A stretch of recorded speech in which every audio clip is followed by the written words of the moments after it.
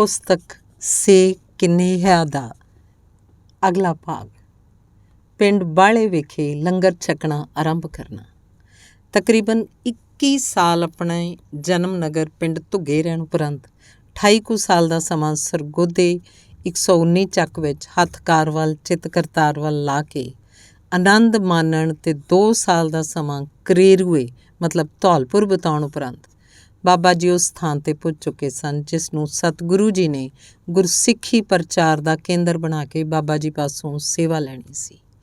ਇੱਥੇ ਵੀ ਪਹਿਲਾਂ ਵਾਂਗ ਹੀ ਜਪ ਤਪ ਨਾਮ ਸਿਮਰਨ ਦਾ ਕਾਰਜ ਆਰੰਭ ਹੋ ਚੁੱਕਾ ਸੀ। 3 ਦਿਨ ਅਵਗਤ ਰੂਹਾਂ ਨਾਲ ਟਕਰਾਅ ਹੋਣ ਤੋਂ ਬਾਅਦ ਹੁਣ ਵਾਤਾਵਰਨ ਸ਼ਾਂਤ ਸੀ। ਬਾਬਾ ਜੀ ਹਰ ਰੋਜ਼ ਤੜਕੇ ਉੱਠ ਕੇ ਇਸ਼ਨਾਨ ਸੋਧ ਨਿਤਨੇਮ ਕਰਦੇ ਉਪਰੰਤ ਗੁਰਮੰਤਰ ਦਾ ਅਭਿਆਸ ਕਰਕੇ ਮੂਲ ਮੰਤਰ ਦੀਆਂ 32 ਮਾਲਾਂ ਦਾ ਨੇਮ ਪੂਰਾ ਕਰਦੇ। ਭਾਈ Gurbakhsh Singh ji MA BT PCS ਜੋ ਅੱਜ ਕੱਲ੍ਹ ਕੈਨੇਡਾ 'ਚ ਹਨ, ਦੁਪਹਿਰ ਨੂੰ ਬਾਬਾ ਜੀ ਲਈ ਲੰਗਰ ਲੈ ਕੇ ਆਉਂਦੇ ਅਤੇ ਕੁਝ ਸਮਾਂ ਬਾਬਾ ਜੀ ਪਾਸ ਬੈਠ ਕੇ ਮੂਲ ਮੰਤਰ ਦਾ ਜਾਪ ਕਰਨ ਉਪਰੰਤ ਲੌਡੇ ਪੈਰ ਘਰ ਚਲੇ ਜਾਂਦੇ। ਬਾਬਾ ਜੀ ਨੂੰ ਇਸ ਸਥਾਨ 'ਤੇ ਟਿਕਿਆਂ ਕੋਈ 6 ਮਹੀਨੇ ਹੋ ਗਏ ਹੋਣਗੇ ਕਿ ਆਸ-ਪਾਸ ਦੇ ਪਿੰਡਾਂ ਦੀ ਸੰਗਤ ਨੂੰ ਵੀ ਇਸ ਗੱਲ ਦੀ ਸੂਹ ਲੱਗ ਗਈ ਕਿ ਸਦੀਆਂ ਤੋਂ ਵੈਰਾਨ ਪਏ ਥੇ ਜਿੱਥੇ ਅਵਗਤ ਰੂਹਾਂ ਤੇ ਭੂਤਾਂ ਪ੍ਰੇਤਾਂ ਤੋਂ ਸਿਵਾ ਕੋਈ ਰਹਿ ਨਹੀਂ ਸੀ ਸਕਦਾ, ਉਸ ਸਥਾਨ ਉੱਤੇ ਕੋਈ ਮਹਾਤਮਾ ਆ ਟਿਕਿਆ। ਇਸ ਗੱਲ ਨੂੰ ਅੱਖੀਂ ਵੇਖਣ ਲਈ ਲੋਕ ਦੂਰੋਂ ਹੀ ਤੱਕਦੇ। ਕੋਈ ਵੀ ਇਸ ਅਸਥਾਨ ਦੇ ਉੱਪਰ ਆਉਣ ਦਾ ਹੀਆ ਨਾ ਕਰਦਾ। ਬਾਬਾ ਜੀ ਲਈ ਛੱਪਰੀ। ਪਿੰਡ ਗੋਂਦਪੁਰ ਤੋਂ ਭਾਈ ਬਾਵਾ ਸਿੰਘ ਜੀ ਪੁੱਤਰ ਸਰਦਾਰ ਸੁੰਦਰ ਸਿੰਘ ਜੀ ਜਿਨ੍ਹਾਂ ਦੀ ਜ਼ਮੀਨ ਇਸ ਸਥਾਨ ਦੇ ਨਾਲ ਲੱਗਦੀ ਹੈ, ਬਾਬਾ ਜੀ ਦੇ ਭਜਨ ਸਿਮਰਨ ਤੋਂ ਪ੍ਰਭਾਵਿਤ ਹੋ ਕੇ ਪ੍ਰੇਮੀ ਬਣ ਗਏ।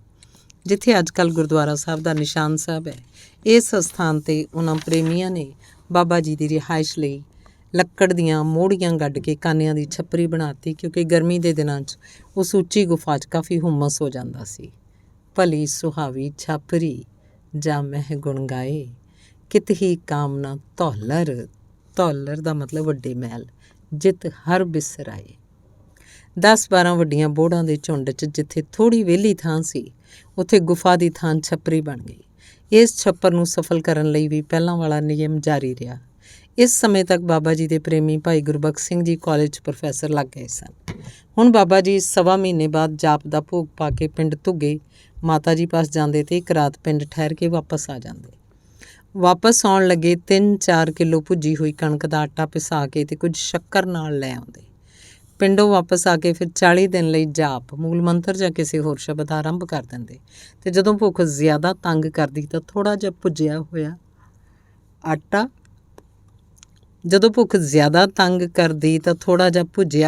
ਆਟਾ ਅਤੇ ਸ਼ੱਕਰ ਮਿਲਾ ਕੇ ਪਾਣੀ 'ਚ ਘੋਲ ਕੇ ਛਕ ਲੈਂਦੇ।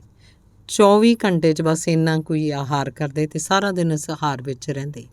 ਦਮ ਸਦਾ ਸੰਭਾਲਦਾ ਦਮ ਨਾ ਬਿਰਥਾ ਜਾਏ ਜਨਮ ਮਰਨ ਕਾ ਭੌ ਗਿਆ ਜੀਵਨ ਪਦਵੀ ਪਾਏ, ਤਾਂ ਕਿ ਕੋਈ ਵੀ ਸਮਾਂ ਗਫਲਤ ਵਿੱਚ ਨਾ ਲੰਘੇ। ਇਸ ਅਸਥਾਨ 'ਤੇ ਉਸ ਸਮੇਂ ਜੋ ਜਾਇਦਾਦ ਸੀ ਉਹ ਸੀ ਇੱਕ ਮੰਜਾ, ਇੱਕ ਕੱਚੀ ਚਾਟੀ, ਇੱਕ ਪਿੱਤਲ ਦਾ ਗਲਾਸ, ਇੱਕ ਭਰਤ ਦਾ ਛੰਨਾ, ਇੱਕ ਲੋਹੇ ਦੀ ਬਾਲਟੀ, 1-2 ਛੋਟੇ ਮਿੱਟੀ ਦੇ ਕੱਚੇ ਭਾਂਡੇ ਅਤੇ ਇੱਕ ਬਿਸਤਰਾ। ਬਾਬਾ ਜੀ ਇਹਨਾਂ ਵਿੱਚੋਂ ਹੀ ਜ਼ਿੰਦਗੀ ਦੀਆਂ ਸਾਰੀਆਂ ਲੋੜਾਂ ਪੂਰੀਆਂ ਕਰਦੇ ਸਨ। ਪਾਣੀ ਦੀ ਥੁੜ। ਇਹਨਾਂ ਦਿਨਾਂ 'ਚ ਹੀ ਬਾਰਿਸ਼ ਨਾ ਹੋਣ ਕਰਕੇ ਹੇਠਾਂ ਜੋ ਛੋਟੀ ਖੂਹੀ ਸੀ ਉਹਦਾ ਪਾਣੀ ਸੁੱਕ ਗਿਆ। ਹੁਣ ਤੜਕੇ ਇਸ਼ਨਾਨ ਕਰਨ ਵਾਸਤੇ ਬਾਬਾ ਜੀ ਨੂੰ ਚੜ੍ਹਦੇ ਪਾਸੇ 3 ਕੁ ਕਿੱਲੇ ਦੀ ਵਿੱਥ 'ਤੇ ਜੋ ਖੂਹ ਸੀ ਉੱਥੇ ਜਾਣਾ ਪੈਂਦਾ। ਇਸ਼ਨਾਨ ਸੋਧ ਕੇ ਵਾਪਸ ਆਉਣ ਲੱਗੇ ਆਪ ਜੀ ਪਾਣੀ ਦੀ ਬਾਲਟੀ ਭਰ ਕੇ ਲਿਆਉਂਦੇ। ਸਾਰਾ ਦਿਨ ਉਸੇ ਪਾਣੀ ਨੂੰ ਵਰਤਦੇ। ਬਾਬਾ ਜੀ ਦੱਸਿਆ ਕਰਦੇ ਸਨ ਕਿ ਜਦੋਂ ਵੀ ਅਸੀਂ ਤੜਕੇ 2-2:30 ਵਜੇ ਇਸ਼ਨਾਨ ਕਰਨ ਲਈ ਜਾਣਾ ਤਾਂ ਭਾਵੇਂ ਬਾਰਿਸ਼ ਹੁੰਦੀ ਹੋਵੇ ਜਾਂ ਹਨੇਰੀ ਵਗਦੀ ਹੋਵੇ, ਪਰ ਗੁਰੂ ਜੀ ਦੀ ਮਿਹਰ ਸਦਕਾ ਓਨਾ ਸਮਾਂ ਬਾਰਿਸ਼ ਜਾਂ ਹਨੇਰੀ ਜ਼ਰੂਰ ਹਟ ਜਾਇਆ ਕਰਦੀ ਸੀ। ਇਹ ਸਤਿਗੁਰੂ ਜੀ ਦੀ ਮਿਹਰ ਸੀ। ਉਸ ਖੂਹ ਤੱਕ ਪੁੱਜਣ ਲਈ ਵੀ ਖੇਤਾਂ ਦੇ ਬੰਨੇ ਉੱਪਰ ਦੀ ਜਾਣਾ ਤਾਂ ਜੋ ਕਿਸੇ ਦੀ ਫਸਲ ਦਾ ਨੁਕਸਾਨ ਨਾ ਹੋਵੇ। ਸਰਦਾਰ ਕਾਬਲ ਸਿੰਘ ਦਾ ਮਿਲਾਪ। ਇਸ਼ਨਾਨ ਕਰਕੇ ਫਿਰ ਨਾਮੇ ਸੰਗ ਜੁਟ ਜਾਣਾ। ਇਹਨਾਂ ਦਿਨਾਂ 'ਚ ਹੀ ਭਾਈ ਬਾਵਾ ਸਿੰਘ ਜੀ ਦੇ ਸਪੁੱਤਰ ਸਰਦਾਰ ਕਾਬਲ ਸਿੰਘ ਜੀ ਨੂੰ ਬਾਬਾ ਜੀ ਦੀ ਸੰਗਤ ਦਾ ਸੁਭਾਗ ਪ੍ਰਾਪਤ ਹੋਇਆ। ਵਿਹਲੇ ਸਮੇਂ ਆ ਕੇ 5 ਗ੍ਰੰਥੀ ਦੀ ਸੰਥਿਆ ਲੈਣ ਉਪਰੰਤ ਸਤਿਗੁਰੂ ਸ੍ਰੀ ਗੁਰੂ ਗ੍ਰੰਥ ਸਾਹਿਬ ਜੀ ਦਾ ਪਾਠ ਵੀ ਆਪ ਜੀ ਨੇ ਬਾਬਾ ਜੀ ਪਾਸੋਂ ਸਿੱਖ ਲਿਆ। ਹਰ ਰੋਜ਼ ਬਾਬਾ ਜੀ ਨੂੰ ਸ੍ਰੀ ਸੁਖਮਨੀ ਸਾਹਿਬ ਜੀ ਦਾ ਪਾਠ ਆਪ ਸੁਣਾਉਂਦੇ। ਸਿਮਰਨ ਕਰਕੇ ਕੁਝ ਆਤਮਿਕ ਅਵਸਥਾ ਵੀ ਪ੍ਰਾਪਤ ਕਰ ਲਈ। ਬਾਬਾ ਜੀ ਦੇ ਦੱਸਣ ਅਨੁਸਾਰ ਇਹ ਕਬੱਡੀ ਖੇਡਣ ਦੇ ਕਾਫੀ ਸ਼ੌਕੀਨ ਸੀ ਅਤੇ ਬਹੁਤਾ ਧਿਆਨ ਉਸੇ ਪਾਸੇ ਲਾਉਣ ਲੱਗ ਪਏ। ਬਾਬਾ ਜੀ ਦਿਵ ਦ੍ਰਿਸ਼ਟਾ ਸਨ। ਉਹਨਾਂ ਨੇ ਆਪ ਜੀ ਨੂੰ ਪ੍ਰਾਇਮਰੀ ਸਕੂਲ 'ਚ ਪੜ੍ਹਾਉਣ ਲਈ ਬੇਸਿਕ ਦੀ ਟ੍ਰੇਨਿੰਗ ਕਰਵਾ ਕੇ ਮਾਸਟਰ ਲਵਾ ਦਿੱਤਾ ਅਤੇ ਆਪਣੇ ਹੱਥੀਂ ਇਹਨਾਂ ਦਾ ਵਿਆਹ ਵੀ ਕਰ ਦਿੱਤਾ। ਮਾਸਟਰ ਹੋਰਾਂ ਨੇ ਗੁਰਮਤ ਦੇ ਧਾਰਨੀ ਬਣ ਕੇ ਬਾਬਾ ਜੀ ਨਾਲ ਸੰਪਰਕ ਰੱਖਿਆ ਅਤੇ ਹੁਣ ਤੱਕ ਇਸ ਅਸਥਾਨ ਨਾਲ ਵੱਧ ਤੋਂ ਵੱਧ ਸੰਪਰਕ ਰੱਖ ਰਹੇ ਹਨ। ਭਾਈ ਲਾਭ ਸਿੰਘ, ਪਿੰਡ ਬਾਲੇ ਦਾ ਮਿਲਾਪ।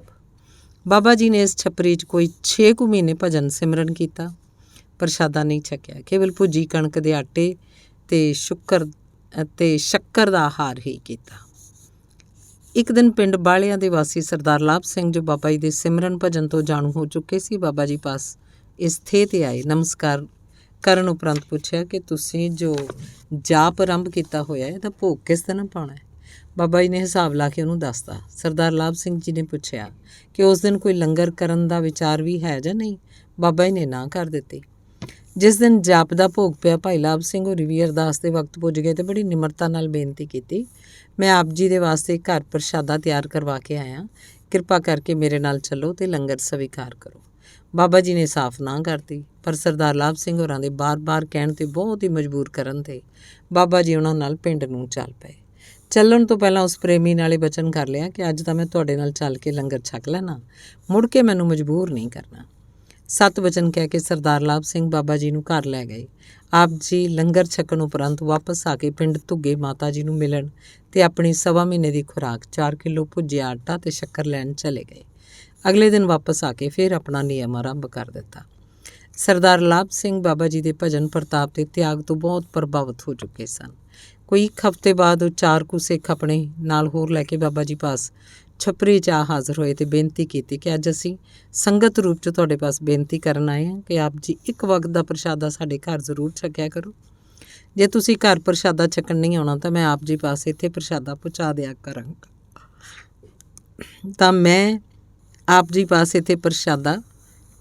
ਦਿਆ ਕਰਾਂਗਾ ਬਾਬਾ ਜੀ ਇਹ ਬਚਨ ਸੁਣ ਕੇ ਸੋਚੀ ਪੈ ਗਏ ਕਿ ਜੇਕਰ ਇਹ ਗੁਰਮੁਖ ਇਕੱਲਾ ਹੁੰਦਾ ਫਿਰ ਤਾਂ ਜਵਾਬ ਦੇ ਹੀ ਦੇਣਾ ਸੀ, ਪਰ ਹੁਣ ਇਹ ਸੰਗਤ ਰੂਪ 'ਚ ਆਈ ਹੈ ਅਤੇ ਜੇ ਮੈਂ ਨਾ ਜਾਵਾਂ ਤਾਂ ਸੰਗਤ ਦੀ ਤੋਹੀਨ ਹੈ। ਦੂਸਰੇ ਨੇ ਕੰਮ ਛੱਡ ਕੇ ਇੱਥੇ ਪ੍ਰਸ਼ਾਦਾ ਲਿਆ ਦੇਣ ਲਈ ਵੀ ਕਹਿ ਦਿੱਤਾ ਹੈ ਅਤੇ ਜੇ ਇਸ ਤਰ੍ਹਾਂ ਕਰਨ ਲੱਗ ਪਏ ਤਾਂ ਆਉਣ ਜਾਣ ਨਾਲ ਇਹਨਾਂ ਦੇ ਘਰੋਗੀ ਕੰਮ ਦਾ ਵੀ ਹਰਜ ਹੋਏਗਾ। ਨਾਲੇ ਰੋਜ਼ੀ ਦਹਿੰਦ ਦਾਤੇ ਨਹੀਂ ਇਹਨਾਂ ਨੂੰ ਪ੍ਰੇਰਨਾ ਦਿੱਤੀ ਹੈ। ਸੋ ਥੋੜ੍ਹੀ ਦੇਰ ਚੁੱਪ ਰਹਿਣ ਪਿੱਛੋਂ ਬਾਬਾ ਜੀ ਨੇ ਕਿਹਾ ਕਿ ਸਾਡਾ ਵਿਚਾਰ ਲੋਕਾਂ ਦੇ ਘਰੀ ਜਾ ਕੇ ਪ੍ਰਸ਼ਾਦਾ ਛਕਣ ਦਾ ਨਹੀਂ ਸੀ, ਪਰ ਤੁਸੀਂ ਹੁਣ ਸੰਗਤ ਰੂਪ 'ਚ ਆਏ ਹੋ ਜਿਸ ਕਾਰਨ ਨਾ ਵੀ ਨਹੀਂ ਕੀਤੀ ਜਾ ਸਕਦੀ, ਸੋ ਅਸੀਂ ਸਵੇਰੇ ਪ੍ਰਸ਼ਾਦਾ ਛਕਣ ਆ ਜਾਇਆ ਕਰਾਂਗੇ। ਬੇਨਤੀ ਪ੍ਰਵਾਨ ਹੋ ਜਾਣ 'ਤੇ ਭਾਈ ਲਾਭ ਸਿੰਘ ਜੀ ਬਹੁਤ ਪ੍ਰਸੰਨਤਾ ਸਹਿਤ ਵਾਪਸ ਪਿੰਡ ਚਲੇ ਗਏ। ਅਗਲੇ ਦਿਨ ਸਵੇਰੇ ਬਾਬਾ ਜੀ ਪਿੰਡ ਬਾਲੇ ਦੇ ਗੁਰਦੁਆਰਾ ਸਾਹਿਬ ਵਿਖੇ ਸਤਿਗੁਰੂ ਸ੍ਰੀ ਗੁਰੂ ਗ੍ਰੰਥ ਸਾਹਿਬ ਜੀ ਨੂੰ ਨਮਸਕਾਰ ਕਰ ਹੁਕਮਨਾਮਾ ਲੈ ਕੇ ਸਰਦਾਰ ਲਾਭ ਸਿੰਘ ਹੋਰਾਂ ਦੇ ਘਰ ਪ੍ਰਸ਼ਾਦਾ ਛਕਣ ਲਈ ਪੁੱਜ ਗਏ। ਹਰ ਰੋਜ਼ ਇਸ ਨੇਮ ਨਾਲ ਨਾਲੇ ਸਤਿਗੁਰੂ ਜੀ ਦੇ ਦਰਸ਼ਨ ਹੋ ਜਾਂਦੇ, ਨਾਲੇ ਸਰੀਰ ਨੂੰ ਆਹਾਰ ਮਿਲ ਜਾਂਦਾ ਅਤੇ ਜੇਕਰ ਪ੍ਰਸ਼ਾਦਾ ਤਿਆਰ ਹੋਣ 'ਚ ਕੁਝ ਦੇਰੀ ਹੁੰਦੀ, ਉਹਨਾਂ ਚਿਰ ਕਿਸੇ ਨਾ ਕਿਸੇ ਬਾਣੀ ਦਾ ਪਾਠ ਆਪ ਜੀ ਉੱਚੀ ਸੁਰ 'ਚ ਕਰੀ ਜਾਂਦੇ। ਸਹਿਜੇ ਗੁਆਂਢੀ ਘਰਾਂ 'ਚ ਵੀ ਪਤਾ ਲੱਗ ਗਿਆ ਕਿ ਜੋ ਸੰਤ ਮਹਾਂਪੁਰਸ਼ ਭੂਤਾਂ ਪ੍ਰੇਤਾਂ ਵਾਲੀ ਥੇਹ 'ਤੇ ਰਹਿੰਦੇ ਹਨ, ਉਹ ਪਿੰਡ ਸਰਦਾਰ ਲਾਭ ਸਿੰਘ ਦੇ ਘਰ ਪ੍ਰਸ਼ਾਦਾ ਛਕਣ ਆਉਂਦੇ ਹਨ।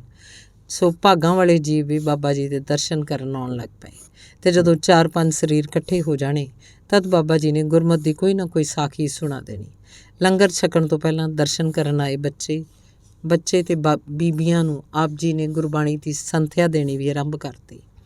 ਇਸ ਉਦਮ ਨਾਲ ਕਾਫੀ ਪ੍ਰੇਮੀ ਗੁਰਬਾਣੀ ਦੀ ਸੰਥਿਆ ਲੈ ਕੇ ਸ੍ਰੀ ਗੁਰੂ ਗ੍ਰੰਥ ਸਾਹਿਬ ਜੀ ਦਾ ਅਖੰਡ ਪਾਠ ਕਰਨ ਲੱਗ ਪਏ।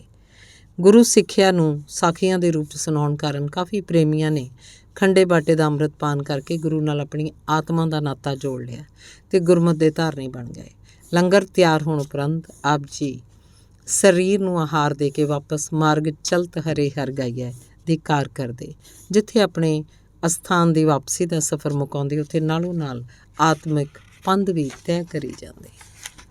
ਅਗਲਾ ਭਾਗ ਹੈ ਦਾਸ ਦਾ ਬਾਬਾ ਜੀ ਨਾਲ ਮਿਲਾਪ। ਮੇਰੇ ਮਾਤਾ ਜੀ ਮਾਤਾ ਚਰਨ ਕੌਰ ਦੱਸਦੇ ਹੁੰਦੇ ਸੀ ਕਿ ਇੱਕ ਦਿਨ ਬਾਬਾ ਜੀ ਲੋਡੇ ਪੈਰ ਅਚਨਚੇਤ ਸਾਡੀ ਹਵੇਲੀ 'ਚ ਆ ਗਏ ਅਤੇ ਮੈਨੂੰ ਉਸ ਵੇਲੇ ਮੇਰੀ ਉਮਰ ਕੋਈ 7 ਕੁ ਸਾਲ ਦੀ ਹੋਏਗੀ, ਮੰਜੇ ਉੱਪਰ ਬੈਠ ਕੇ ਆਪਣੀ ਗੋਦੀ 'ਚ ਲੈ ਲਿਆ। ਮਾਤਾ ਜੀ ਨੂੰ ਭਰਮ ਪੈ ਗਿਆ ਕਿ ਸੰਤ ਕਈ ਵਾਰ ਬੱਚਿਆਂ ਨੂੰ ਕੁਝ ਕਰ ਦਿੰਦੇ ਆ, ਇਸ ਲਈ ਮਨ 'ਚ ਇਹ ਫੁਰਨਾ ਬਣੀ ਜਾਵੇ ਕਿ ਕਿਵੇਂ ਨਾ ਕਿਵੇਂ ਸੰਤ ਮੇਰੇ ਬੱਚੇ ਨੂੰ ਛੱਡ ਦੇਣ। ਪਰ ਬਾਬਾ ਜੀ ਉੱਠੇ ਅਤੇ ਮਾਈ ਹੋਰਾਂ ਨੂੰ ਕਹਿਣ ਲੱਗੇ, ਅਸੀਂ ਭਾਈ ਗੁਰਬਖਸ਼ ਸਿੰਘ ਪ੍ਰੋਫੈਸਰ ਦੇ ਘਰ ਚੱਲੇ ਹਾਂ ਅਤੇ ਕਾਕਾ ਜੀ ਨੂੰ ਵੀ ਨਾਲ ਲਿਜਾ ਰਹੇ ਹਾਂ, ਸੋ ਛੇਤੀ ਵਾਪਸ ਛੱਡ ਜਾਵਾਂਗੇ। ਕੁਝ ਚਿਰ ਉਡੀਕਣ ਬਾਅਦ ਮਾਤਾ ਜੀ ਮੈਨੂੰ ਲੈਣ ਲਈ ਸਰਦਾਰ ਗੁਰਬਖਸ਼ ਸਿੰਘ ਹੋਰਾਂ ਦੇ ਘਰ ਵੱਲ ਤੁਰ ਪਏ। ਉੱਧਰ ਰਸਤੇ 'ਚ ਹੀ ਬਾਬਾ ਜੀ ਮੈਨੂੰ ਛੱਡਣ ਆਉਂਦੇ ਮਾਤਾ ਜੀ ਨੂੰ ਮਿਲ ਪਏ। ਬਾਬਾ ਜੀ ਨੇ ਮੇਰੀ ਬਾਂਹ ਮਾਤਾ ਜੀ ਨੂੰ ਫੜਾਤੀ ਅਤੇ ਬਚਨ ਕੀਤਾ ਕਿ ਬੀਬੀ, ਅਸੀਂ ਕਾਫੀ ਜਨਮਾਂ ਦੇ ਇਕੱਠੇ ਤੁਰੇ ਆ ਰਹੇ ਹਾਂ। ਇਸ ਜਨਮ 'ਚ ਅਸੀਂ ਇਹਨੂੰ ਲੱਭ ਰਹੇ ਸੀ ਅਤੇ ਇਹ ਸਾਨੂੰ ਹੁਣ ਗੁਰੂ ਕਿਰਪਾ ਨਾਲ ਮਿਲਾਪ ਹੋ ਗਿਆ। ਅੱਜ ਤੋਂ ਬਾਅਦ ਨਾ ਅਸੀਂ ਇਹਨੂੰ ਛੱਡਣਾ, ਨਾ ਇਹੀ ਸਾਨੂੰ ਛੱਡ ਸਕੇਗਾ। ਇੰਨੇ ਬਚਨ ਕਰਕੇ ਮਹਾਂਪੁਰਖ ਆਪਣੇ ਟਿਕਾਣੇ ਚਲੇ ਗਏ। ਉਸ ਦਿਨ ਤੋਂ ਮੈਨੂੰ ਬਾਬਾ ਜੀ ਇੰਨੇ ਚੰਗੇ ਅਤੇ ਪਿਆਰੇ ਲੱਗਣੇ ਕਿ ਆਪਣੇ ਮਾਤਾ ਪਿਤਾ ਤੋਂ ਵੀ ਨੇੜੇ ਭਾਸਣ ਲੱਗ ਪਏ।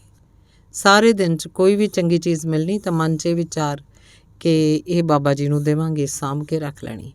ਗਰਮੀ ਦੇ ਦਿਨਾਂ ਨੂੰ ਜਦੋਂ ਅੰਬ ਦੇ ਫਲ ਬਾਗ 'ਚੋਂ ਚੁੱਕ ਕੇ ਲਿਆਉਣੇ ਤਾਂ ਜਿਨ੍ਹਾਂ ਅੰਬਾਂ ਦਾ ਰੰਗ ਰੂਪ ਚੰਗਾ ਸੋਹਣਾ ਹੋਣਾ, ਉਹ 3-4 ਅੰਬ ਬਾਬਾ ਜੀ ਲਈ ਰੱਖ ਲੈਣੇ। ਮੈਂ ਉਸ ਵੇਲੇ ਤਲਵੰਡੀ ਦੇ ਪ੍ਰਾਇਮਰੀ ਸਕੂਲ ਦੀ ਦੂਸਰੀ ਜਮਾਤ 'ਚ ਪੜ੍ਹਦਾ ਸੀ। ਜਦੋਂ ਸਵੇਰੇ ਬਾਬਾ ਜੀ ਨੇ ਸਰਦਾਰ ਲਾਭ ਸਿੰਘ ਹੋਰਾਂ ਦੇ ਘਰ ਪ੍ਰਸ਼ਾਦਾ ਛਕਣ ਆਉਣਾ, ਉਹਨਾਂ ਨੂੰ ਨਮਸਕਾਰ ਕਰਕੇ ਅੰਬ ਜਾਂ ਜੋ ਵੀ ਵਸਤੂ ਖਾਣ ਵਾਲੀ ਬਾਬਾ ਜੀ ਲਈ ਰੱਖੀ ਹੋਈ ਹੋਵੇ ਦੇ ਕੇ ਫਿਰ ਸਕੂਲ ਨੂੰ ਜਾਣਾ। ਅਤੇ ਕਈ ਵਾਰੀ ਸਕੂਲ ਜਾਣ ਨੂੰ ਦੇਰ ਹੋਈ ਹੋ ਜਾਣੀ ਅਤੇ ਮਾਸਟਰਾਂ ਦੀਆਂ ਝਿੜਕਾਂ ਵੀ ਖਾਣੀਆਂ ਪੈਣੀਆਂ। ਅਤੇ ਉੱਧਰ ਬਾਬਾ ਜੀ ਦਾ ਯਤਨ ਹੁੰਦਾ ਸੀ ਕਿ ਦਾਸ ਦੇ ਸਕੂਲ ਜਾਣ ਤੋਂ ਪਹਿਲੇ ਪਿੰਡ ਪੁੱਜ ਜਾਣ। ਸਕੂਲ ਵਿੱਚ ਛੁੱਟੀ ਹੋਣ ਤੋਂ ਬਾਅਦ ਘਰ ਜਾਣ ਦੀ ਥਾਂ ਸਿੱਧੇ ਬਾਬਾ ਜੀ ਪਾਸ, ਜਿਹਨੂੰ ਉਸ ਵੇਲੇ ਥੇ ਕਿਹਾ ਜਾਂਦਾ ਸੀ, ਜਿੱਥੇ ਹੁਣ ਗੁਰਦੁਆਰਾ ਸਾਹਿਬ ਸੁਸ਼ੋਭਿਤ ਹੈ, ਪੁੱਜ ਜਾਣਾ। ਬਾਬਾ ਜੀ ਨੇ ਕੁਝ ਨਾ ਕੁਝ ਛਕਣ ਨੂੰ ਦੇਣਾ, ਫਿਰ ਨਿਤਨੇਮ ਦੀ ਸੰਥਿਆ ਦੇਣੀ। ਸ਼ਾਮ ਨੂੰ ਕਈ ਵਾਰ ਬਾਬਾ ਜੀ ਨੇ ਮੈਨੂੰ ਪਿੰਡ ਛੱਡ ਜਾਣਾ ਜਾਂ ਮਾਤਾ ਜੀ ਨੇ ਜਾ ਕੇ ਲੈ ਆਉਣਾ। ਕੁਝ ਸਮੇਂ ਬਾਅਦ ਸਾਡੇ ਮਾਤਾ ਜੀ ਨੇ ਬਾਬਾ ਜੀ ਨੂੰ ਬੇਨਤੀ ਕੀਤੀ ਕਿ ਆਪ ਜੀ ਸਾਡੇ ਉੱਤੇ ਵੀ ਬਖਸ਼ਿਸ਼ ਕਰੋ।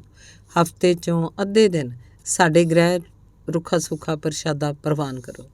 ਬਾਬਾ ਜੀ ਨੇ ਬੇਨਤੀ ਮੰਨ ਲਈ ਅਤੇ 3 ਦਿਨ ਸਰਦਾਰ ਲਾਭ ਸਿੰਘ ਜੀ, 3 ਦਿਨ ਸਾਡੇ ਅਤੇ 1 ਦਿਨ ਸਰਦਾਰ ਬੰਤਾ ਸਿੰਘ, ਹੈਡਮਾਸਟਰ ਪੂਰਨ ਸਿੰਘ ਜੀ ਦੇ ਪਿਤਾ ਦੇ ਗ੍ਰਹਿ ਲੰਗਰ ਛਕਣਾ। ਉਸੇ ਤਰ੍ਹਾਂ ਅਜੇ ਤੱਕ ਵੀ ਸਵੇਰ ਦਾ ਲੰਗਰ ਇਹਨਾਂ ਘਰਾਂ ਵਿੱਚੋਂ ਹੀ ਆਉਂਦਾ ਹੈ। ਪ੍ਰਾਇਮਰੀ ਸਕੂਲ ਤਲਵੰਡੀ ਵਿੱਚੋਂ 4ਥੀ ਜਮਾਤ ਪਾਸ ਕਰਨ ਉਪਰੰਤ ਖਾਲਸਾ ਹਾਈ ਸਕੂਲ ਗੜ੍ਹਦੀਵਾਲਾ 'ਚ ਦਾਖਲਾ ਲੈ ਲਿਆ ਅਤੇ ਉੱਥੋਂ ਵੀ ਪੜ੍ਹਾਈ ਕਰਕੇ ਸਿੱਧੇ ਬਾਬਾ ਜੀ ਪਾਸ ਆ ਜਾਣਾ। ਸੰਥਿਆ ਲੈਣੀ। 5 ਗ੍ਰੰਥੀ ਤੋਂ ਬਾਅਦ ਸਤਿਗੁਰੂ ਸ੍ਰੀ ਗੁਰੂ ਗ੍ਰੰਥ ਸਾਹਿਬ ਜੀ ਦੀ ਸੰਥਿਆ ਬਾਬਾ ਜੀ ਨੇ ਆਰੰਭ ਕਰਾ ਦਿੱਤੀ। 10ਵੀਂ ਪਾਸ ਕਰਨ ਤੱਕ ਸ੍ਰੀ ਗੁਰੂ ਗ੍ਰੰਥ ਸਾਹਿਬ ਜੀ ਦੀ 3 ਵਾਰ ਸੰਥਿਆ ਬਾਬਾ ਜੀ ਪਾਸੋਂ ਪੂਰੀ ਕੀਤੀ। ਨਿਤਨੇਮ ਤਾਂ ਮਹਾਂਪੁਰਖਾਂ ਦੀ ਪ੍ਰੇਰਨਾ ਨਾਲ ਪਹਿਲਾਂ ਹੀ ਆਰੰਭ ਕਰਤਾ ਸੀ। ਫਿਰ 1958 ਈਸਵੀ ਦੀ ਵਿਸਾਖੀ ਨੂੰ ਬਾਬਾ ਜੀ ਨੇ ਅੰਮ੍ਰਿਤ ਛਕਾਉਣ ਦੀ ਕਿਰਪਾ ਵੀ ਕਰ ਦਿੱਤੀ। ਸ਼ਾਮ ਨੂੰ ਬਾਬਾ ਜੀ ਪਾਸੋਂ ਸੰਥਿਆ ਲੈ ਕੇ ਘਰੋਂ ਲੰਗਰ ਛਕ ਕੇ ਵਾਪਸ ਰਾਤ ਗੁਰਦੁਆਰੇ ਆ ਠਹਿਰਨਾ। ਬਾਬਾ ਜੀ ਨੇ ਕਿਰਪਾ ਕਰਕੇ ਆਪਣੇ ਕੋਲ ਬਿਠਾ ਕੇ ਕਈ ਵਾਰੀ ਮੂਲ ਮੰਤਰ ਦਾ ਅਤੇ ਚਾਚਰੀ ਛੰਦ ਗੋਬਿੰਦੇ ਮੁਕੰਦੇ ਉਧਾਰੇ ਅਪਾਰੇ ਹਰੀਆਂ ਕਰੀਆਂ ਨਿਰਨਾਮੇ ਅਕਾਮੇ ਜਾਪ ਸਾਹਿਬ ਅਤੇ ਹੋਰ ਸ਼ਬਦਾਂ ਦੇ 1.25 ਲੱਖ ਪਾਠ ਕਰਵਾਏ। ਅਤੇ ਜੇ ਕਈ ਵਾਰੀ ਦਾਸ ਨੂੰ ਸਰੀਰਕ ਆਲਸ ਆਉਣ ਕਾਰਨ ਮਾਲਾ ਪੂਰੀਆਂ ਨਾ ਕਰ ਸਕਣੀਆਂ ਤਾਂ ਰਹਿੰਦੀਆਂ ਮਾਲਾ ਬਾਬਾ ਜੀ ਨੇ ਆਪ ਪੂਰੀਆਂ ਕਰਕੇ ਮੇਰੇ ਨਾਂ ਦੀ ਅਰਦਾਸ ਕਰ ਦੇਣੀ। ਇਹ ਉਹਨਾਂ ਦੀ ਬਖਸ਼ਿਸ਼ ਸੀ। ਪੜ੍ਹਾਈ ਉਪਰੰਤ 3 ਕੁ ਸਾਲ ਨੌਕਰੀ ਲਈ ਯਤਨ ਕੀਤਾ ਪਰ ਸਫਲਤਾ ਨਾ ਮਿਲੀ। ਫਿਰ ਸਟੈਨੋ ਦੀ ਸਰਕਾਰੀ ਨੌਕਰੀ ਮਿਲ ਗਈ। ਪਹਿਲੀ ਨਿਯੁਕਤੀ ਤਹਿਸੀਲ ਊਨਾ, ਅੱਜ ਕੱਲ੍ਹ ਹਿਮਾਚਲ 'ਚ ਹੋਈ, ਪਰ ਬਾਬਾ ਜੀ ਚਾਹੁੰਦੇ ਸੀ ਕਿ ਮੈਂ ਉਹਨਾਂ ਦੇ ਨੇੜੇ ਤੇੜੇ ਹੀ ਰਹਾਂ। ਉਹਨਾਂ ਹੀ ਦਿਨਾਂ 'ਚ ਡਾਕਟਰ ਪ੍ਰੀਤਮ ਸਿੰਘ ਜੋ ਸਰਕਾਰੀ ਨੌਕਰੀ 'ਚ ਸਨ, ਉਹ ਵੀ ਨੌਕਰੀ ਤੋਂ ਤਿਆਗ ਪੱਤਰ ਦੇ ਕੇ ਆਪਣਾ ਕੰਮ ਕਰਨਾ ਚਾਹੁੰਦੇ ਸਨ। ਡਾਕਟਰ ਪ੍ਰੀਤਮ ਸਿੰਘ ਜੀ ਜੋ ਪਹਿਲਾਂ ਸੰਤ ਬਾਬਾ ਤੇਜਾ ਸਿੰਘ ਜੀ MA, ਸੰਤ ਬਾਬਾ ਅਤਰ ਸਿੰਘ ਜੀ ਮਸਤੂਆਣੇ ਵਾਲਿਆਂ ਦੇ ਉੱਤਰਾਧਿਕਾਰੀ ਸਨ, ਜਿਹਦੇ ਸੰਗੀ ਸਨ। ਅਤੇ ਬਾਬਾ ਜੀ ਨਾਲ ਮਿਲਾਪ ਹੋਣ 'ਤੇ ਉਹਨਾਂ ਨੇ ਬਾਬਾ ਜੀ ਦੀ ਸੰਗਤ ਵਿੱਚੋਂ ਵੀ ਕਾਫੀ ਲਾਹਾ ਪ੍ਰਾਪਤ ਕੀਤਾ ਅਤੇ ਬਹੁਤ ਨੇੜੇ ਦੇ ਸੰਗਤੀਆਂ ਵਿੱਚੋਂ ਇੱਕ ਬਣ ਗਏ। ਅਤੇ ਬਾਬਾ ਜੀ ਦੀ ਸੰਗਤ 'ਚ ਆਉਣ ਕਾਰਨ ਡਾਕਟਰ ਸਾਹਿਬ ਦਾ ਮੇਰੇ ਨਾਲ ਵੀ ਕਾਫੀ ਪਿਆਰ ਸੀ। ਉਹ ਵੀ ਚਾਹੁੰਦੇ ਸੀ ਕਿ ਅਸੀਂ ਦੋਵੇਂ ਇਕੱਠੇ ਹੀ ਸੰਸਾਰਕ ਵਿਹਾਰ ਕਰੀਏ। ਅਖੀਰ ਬਾਬਾ ਜੀ ਨਾਲ ਸਾਰੀ ਸਲਾਹ ਕਰਕੇ ਦਸੂਹੇ ਡਾਕਟਰੀ ਦਾ ਕਲੀਨਿਕ ਖੋਲ੍ਹ ਲਿਆ, ਜਿੱਥੇ ਅਸੀਂ ਦੋਵਾਂ ਨੇ ਦੁਨਿਆਵੀ ਰੋਜ਼ੀ ਵੀ ਕਮਾਈ ਅਤੇ ਸੰਗਤ ਰੂਪ 'ਚ ਇਕੱਠੇ ਕੰਮ ਕਰਕੇ ਪਰਮਾਰਥੀ ਲਾਹਾ ਵੀ ਖੱਟਿਆ। ਅਸੀਂ ਦੋਵਾਂ ਨੇ 16 ਸਾਲ ਇਕੱਠੇ ਕੰਮ ਕੀਤਾ ਅਤੇ ਇਹ 16 ਸਾਲ ਦਾ ਸਮਾਂ ਇੰਨੇ ਪ੍ਰੇਮ ਪਿਆਰ ਨਾਲ ਬੀਤਿਆ ਕਿ ਉਸ ਸਮੇਂ ਦੀ ਯਾਦ ਹੁਣ ਵੀ ਮਨ 'ਚ ਪਿਆਰ ਭਰ ਦਿੰਦੀ ਹੈ। ਲੰਗਰ ਪਾਣੀ ਇਕੱਠਾ, ਦੁੱਖ ਸੁੱਖ ਸਾਂਝਾ, ਇੱਜ਼ਤ ਮਾਣ ਅਤੇ ਭਾਈਵਾਲ ਅਤੇ ਹਰ ਔਖ ਸੌਖ ਇਕੱਠੇ ਰਹਿ ਕੇ ਬਿਤਾਈ। ਭਾਵੇਂ ਮੇਰਾ ਮਨ ਗ੍ਰਸਤ ਵਿੱਚ ਪੈਣ ਨੂੰ ਕਈ ਰਾਜ਼ੀ ਨਹੀਂ ਸੀ, ਪਰ ਬਾਬਾ ਜੀ ਨੇ ਗੁਰੂ ਹੁਕਮ 'ਚ ਦਾਸ ਦਾ ਵਿਆਹ ਪਿੰਡ ਤਲਵੰਡੀ ਜੱਟਾਂ, ਤਹਿਸੀਲ ਭੂੰਗਾ, ਜ਼ਿਲ੍ਹਾ ਹੁਸ਼ਿਆਰਪੁਰ ਵਿਖੇ ਬੀਬੀ ਗੁਰਦਿਆਲ ਕੌਰ ਪੁੱਤਰੀ ਸਰਦਾਰ ਰਤਨ ਸਿੰਘ ਨਾਲ 1966 ਈਸਵੀ ਨੂੰ ਕਰਵਾ ਦਿੱਤਾ। ਆਨੰਦ ਕਾਰਜ ਦੇ ਸਮੇਂ ਆਪ ਹਾਜ਼ਰ ਹੋ ਕੇ ਅਨੇਕ ਪ੍ਰਕਾਰ ਦੀਆਂ ਅਸੀਸਾਂ ਬਖਸ਼ਿਸ਼ ਕੀਤੀਆਂ। ਵਿਆਹ ਉਪਰੰਤ ਰਿਹਾਇਸ਼ ਦਸੂਏ ਕੀਤੀ ਗਈ। ਹਫ਼ਤੇ 'ਚ ਘੱਟੋ ਘੱਟ 3 ਦਿਨ ਬਾਬਾ ਜੀ ਪਾਸ ਜ਼ਰੂਰ ਆਉਣਾ। ਜੇ ਕਿਸੇ ਕਾਰਨ ਮੈਂ ਨਾ ਆ ਸਕਣਾ ਤਾਂ ਬਾਬਾ ਜੀ ਨੇ ਆਪ ਦਸੂਏ ਪੁੱਜ ਕੇ ਨਿਵਾਜਣ ਦੀ ਕਿਰਪਾ ਕਰਨੀ। 28 ਅਗਸਤ 1969 ਈਸਵੀ ਨੂੰ ਸਤਿਗੁਰੂ ਜੀ ਦੇ ਚਰਨਾਂ 'ਚ ਬਾਬਾ ਜੀ ਦੀ ਕੀਤੀ ਬੇਨਤੀ ਸਦਕਾ ਦਾਸ ਦੇ ਘਰ ਭੁਜੰਗੀ ਨੇ ਜਨਮ ਲਿਆ, ਜਿਹਦਾ ਨਾਮ ਬਾਬਾ ਜੀ ਨੇ ਭੁਪਿੰਦਰ ਸਿੰਘ ਰੱਖਿਆ, ਜਿਸ ਨੂੰ ਬਾਬਾ ਜੀ ਦੀ ਪਿਆਰ ਭਰੀ ਗੋਦ ਦਾ ਆਨੰਦ ਮਾਣਨ ਤੇ ਅਨੇਕ ਪ੍ਰਕਾਰ ਦੀਆਂ ਪ੍ਰੇਮ ਅਸੀਸਾਂ ਪ੍ਰਾਪਤ ਕਰਨ ਦਾ ਬੇਅੰਤ ਸੁਭਾਗ ਪ੍ਰਾਪਤ ਹੋਇਆ। ਕਈ ਇੱਕ ਮਜਬੂਰੀਆਂ ਕਰਕੇ ਦਾਸ ਨੂੰ ਡਾਕਟਰ ਹੋਰਾਂ ਪਾਸੋਂ ਕੰਮ ਕਾਜ ਤੋਂ ਛੁੱਟੀ ਕਰਨੀ ਪਈ। ਪਿੰਡ ਆ ਕੇ ਟਰੈਕਟਰ ਲੈ ਕੇ ਖੇਤੀ ਦਾ ਕੰਮ ਆਰੰਭ ਕਰ ਦਿੱਤਾ। ਉਪਰੰਤ ਹੁਣ ਸਤਿਗੁਰੂ ਜੀ ਵੱਲੋਂ ਸਰਦਾਰ ਜੋ ਸੇਵਾ ਜਿੰਮੇ ਲੱਗੀ, ਗੁਰੂ ਟੇਕ ਆਸਰੇ ਉਹਨੂੰ ਨਿਭਾਉਣ ਦਾ ਯਤਨ ਜਾਰੀ ਹੈ। ਅਗਲਾ ਭਾਗ ਹੈ ਵੀਰਾਨ ਥੇ ਦਾ ਨਾਂ ਕੁਟੀਆ ਰਾਮਪੁਰ ਖੇੜਾ ਰੱਖਿਆ। ਇਸ ਵੀਰਾਨ ਥੇ ਨੂੰ ਹੁਣ ਬਾਬਾ ਜੀ ਨੇ ਕੁਟੀਆ ਰਾਮਪੁਰ ਖੇੜਾ ਦਾ ਨਾਂ ਦੇ ਦਿੱਤਾ। ਜਿਸ ਅਸਥਾਨ 'ਤੇ ਛੱਪਰੀ ਸੀ ਉਹਦੇ ਆਲੇ ਦੁਆਲਿਓਂ ਭੰਗ ਅਤੇ ਝਾੜੀਆਂ ਵਢਾ ਕੇ ਬਾਬਾ ਜੀ ਨੇ ਵਰਤਣ ਵਾਸਤੇ ਥਾਂ ਪੱਧਰਾ 'ਤੇ ਸਾਫ਼ ਕਰਵਾ ਲਿਆ। ਫਿਰ ਵੀ ਬੋਹੜ ਦੇ ਦਰਖਤਾਂ ਦਾ ਛੌਰਾ ਬਹੁਤ ਜ਼ਿਆਦਾ ਸੀ। ਪਿੱਪਲ ਤੇ ਬੋਹੜ ਦੇ ਪੱਤੇ ਡਿੱਗ ਡਿੱਗ ਕੇ ਹੇਠਾਂ ਸਲਾਬਾ ਰਹਿਣ ਕਰਕੇ ਬੇਅੰਤ ਜ਼ਹਿਰੀਲੇ ਜੀਵ ਰਹਿੰਦੇ ਸੀ। ਆਏ ਗਏ ਪ੍ਰੇਮੀਆਂ ਦੇ ਬਹਿਣ ਵਾਸਤੇ ਦਿੱਬ ਦੇ ਮੂਹੜੇ ਤੇ ਸਫਾਂ ਸਨ। ਬਾਬਾ ਜੀ ਨੇ ਮਿੱਟੀ ਦੀਆਂ 2 ਕੁੱਜੀਆਂ ਤੇ 2 ਛੋਟੇ ਛੋਟੇ ਚਿਮਟੇ ਰੱਖੇ ਸੀ। ਜਦੋਂ ਵੀ ਕੋਈ ਸਫ ਮੂੜਾ ਜਾਂ ਬੋਰੀ ਚੁੱਕਣੀ ਜਾਂ ਹੇਠੋਂ ਜ਼ਹਿਰੀਲੇ ਠੂਏ ਆਮ ਨਿਕਲਦੇ ਸੀ ਅਤੇ ਜਿਨ੍ਹਾਂ ਨੂੰ ਚਿਮਟੇ ਨਾਲ ਫੜ ਕੇ ਕੁੱਜੀ 'ਚ ਪਾ ਦੇਣਾ ਅਤੇ ਉੱਪਰ ਚੱਪਣੀ ਦੇ ਦੇਣੀ। ਸ਼ਾਮ ਨੂੰ ਜਿੰਨੇ ਵੀ ਠੂਏ ਜਾਂ ਬਿੱਛੂ ਉਸ ਕੁੱਜੀ 'ਚ ਹੋਣੇ ਉਹਨਾਂ ਨੂੰ ਚੋਅ ਨੇੜੇ ਛੱਡ ਆਉਣਾ। ਚੋਅ ਹੈ ਜੋ ਗੁਰਦੁਆਰਾ ਸਾਹਿਬ ਤੋਂ 3 ਕਿੱਲੇ ਦੀ ਦੂਰੀ 'ਤੇ ਵਗਦਾ ਹੈ। ਛੋਟੇ ਛੋਟੇ ਸੱਪ ਵੀ ਦਿਨ 'ਚ 2-3 ਜ਼ਰੂਰ ਨਿਕਲ ਆਉਂਦੇ ਸੀ। ਉਹਨਾਂ ਨੂੰ ਵੀ ਬੋਰੀ ਨਾਲ ਫੜ ਕੇ ਬਾਹਰ ਛੱਡ ਆਉਣਾ ਅਤੇ ਜੇ ਕੋਈ ਵੱਡਾ ਸੱਪ ਨਿਕਲੇ ਤਾਂ ਬਾਂਸ ਦੀ ਲੰਬੀ ਲਾਠੀ ਨਾਲ ਉਹਨੂੰ ਛਸ਼ਕੇਰ ਕੇ ਬਾਹਰ ਕੱਢ ਦੇਣਾ। ਅਤੇ ਬਾਬਾ ਜੀ ਨੇ ਸਾਰੇ ਪ੍ਰੇਮੀਆਂ ਨੂੰ ਖਾਸ ਹਦਾਇਤ ਕੀਤੀ ਸੀ ਕਿ ਇਹਨਾਂ ਨੂੰ ਮਾਰਨਾ ਨਹੀਂ। ਕਈ ਵਾਰ ਕਿਸੇ ਨੇ ਪ੍ਰਸ਼ਨ ਕਰਨਾ ਕਿ ਤੁਸੀਂ ਇਹਨਾਂ ਜ਼ਹਿਰੀਲੇ ਜਾਨਵਰਾਂ ਨੂੰ ਮਾਰਦੇ ਕਿਉਂ ਨਹੀਂ? ਬਾਬਾ ਜੀ ਉੱਤਰ ਦਿੰਦੇ ਕਿ ਜਦ ਇਹ ਸਾਨੂੰ ਕੁਝ ਨਹੀਂ ਕਹਿੰਦੇ ਤਾਂ ਅਸੀਂ ਬਿਨਾਂ ਕਾਰਨ ਇਹਨਾਂ ਨੂੰ ਕਿਉਂ ਮਾਰੀਏ, ਅਤੇ ਜੇ ਅਸੀਂ ਮਾਰਨ ਵੀ ਲੱਗ ਪਈਏ ਤਾਂ ਕਿ ਇਹ ਖਤਮ ਹੋ ਜਾਣਗੇ। ਫਨੀਅਰ ਸੱਪ ਨੂੰ ਮਾਰਨ 'ਤੇ ਬਾਬਾ ਜੀ ਦੀ ਨਾਰਾਜ਼ਗੀ।